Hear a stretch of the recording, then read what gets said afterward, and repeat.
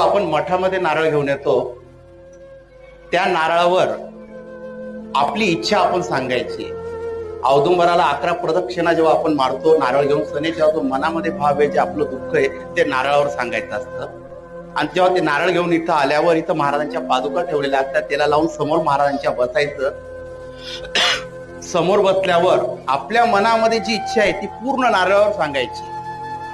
नारळावर पूर्ण इच्छा सांगून महाराजांना विनंती करायची की स्वामी महाराज, या नारळावर मी माझ्या सर्व अडचणी सांगितलेल्या आहे, मी ज्या अडचणीतून जातोय, त्या संकटातून जातोय, माझी अशी अशी इच्छा आहे, ती पूर्ण करण्यासाठी मी तुमच्या मठात आलेलो आहे.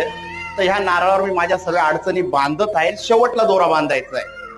अडचणी पूर्ण नारळावर सांगायच्या, शेवटला दोरा बांधायचा आणि ते नारळ इथं वाहून द्यायचंय. ते वाहिल्यानंतर आपण रात्री मठामध्ये यज्ञ करतो. यज्ञामध्ये